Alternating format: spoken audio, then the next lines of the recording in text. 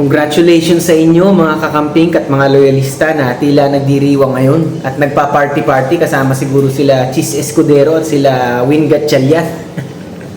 Sasabihin ko sa inyo na congratulations, pero sad to say, sasabihin ko rin sa inyo na pansamantala lang yan, ngayon lang yan. Ha? Huwag niyo munang ipoproclaim na tila kayong nagwagi sa laban na to. Kasi hindi pa nga tapos ang laban, ha? Let me educate you na naman tayo. Let me educate you mga kakampik na nagtatali-talinuhan. Englishin natin. Wag na pala. Tagalogin na natin para yung mga barok na mga loyalista maintindihan, ha? Alam niyo po ba na dyan sa Rule 1 Section 2 ng Senate Rules, nakalagay dyan na kailangan ng majority votes o ang boto ng mayorya para ikaw ay makapaghalal ng bagong Senate President, ha? So sa mga hindi magaling mag-math dyan, ha? Hindi nyo kailangan maging matalino para masabing ang majority ay 13. Hindi 11, hindi 12, kung hindi 13. Ha? Kaya kayo mga nagsasabi na legal itong ginawa ng minority na tila nagkudeta at naglutong Macau dyan sa Senado. Ha? Para maging opportunista at i-take advantage sa pagkakataon na yan nga habang binoboykot ng majority ang Senado dahil sa pambabraso ng executive din sa warrant ni Bato dati. Parang tinake advantage nila talaga dahil nga siyempre baka gusto talaga maghari-harian dun sa loob ng Senado. Ila fake leadership o pagnanakaw ng pwesto, yan ang masasabi kong ginawa nitong minority nito dyan sa hakbang nila kanina. Dahil bakit nila gustong makontrol ang Senado? Dahil ba gusto nilang kumampi sa mga taong nagnanakaw sa pondo ng ating bayan?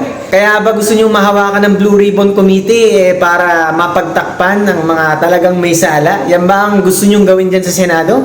Dahil ba ang mayorya hindi nagpapabraso sa Malacanang? Dahil ba ang mayorya may sariling mga isip at desisyon at ayaw nilang nakokontrol sila ng executive branch? Dahil naniniwala ba sila na may separation of legislative branch and executive branch? Ha? Kaya ang legislative isang Senate, ang executive isang sa Malacanang.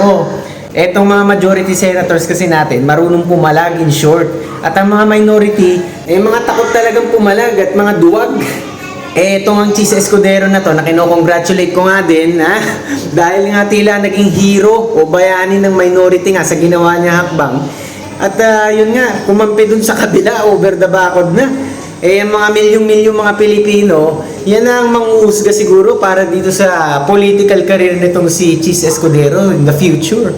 Ikaw pa kaya mananalo sa politika? Ikaw pa kaya tatanggapin ng taong bayan sa ginawa mong tila pag-traidor na ganyan?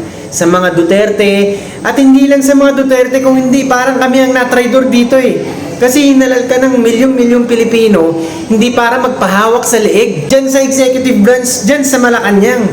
Kung hindi dapat meron kang independent na isip, ha? Pero anong nangyayari ngayon? Tumatanong ko sa'yo, Chis Escudero, safe na safe ka na ba?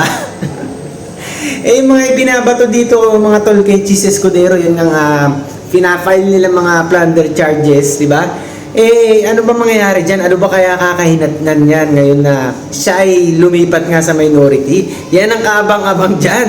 Pero ang mga milyong-milyong Pilipino talaga magmamasid dyan kung ano magiging kaganapan dyan.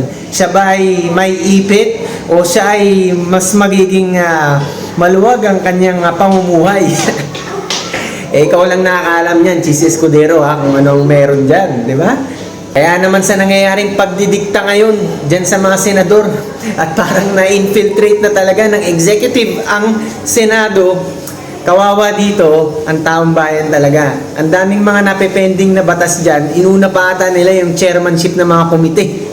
Tingnan natin kung anong mga susunod na hakbang nito mga minority na ito. Pero sa ngayon, yan nga, magpuprotesta pa yan sila Senator Alan Peter Cayetano. Dahil nga parang hindi talaga legal ang naging hakbang kanina na pagpapalit ng Senate leadership. Talaga lang napakialaman talaga ang Senado at napasok nga, na-impluensyahan nga. Kaya ganyan ang nangyari. Wala namang kapangyarihan yung mga yan yung minority na yan kung sila-sila lang Pero dahil nga nakialam nga ang nasa executive, yan ang nangyari. Pero ngayon lang yan, abangan natin ang mga susunod na kabanata mga tol.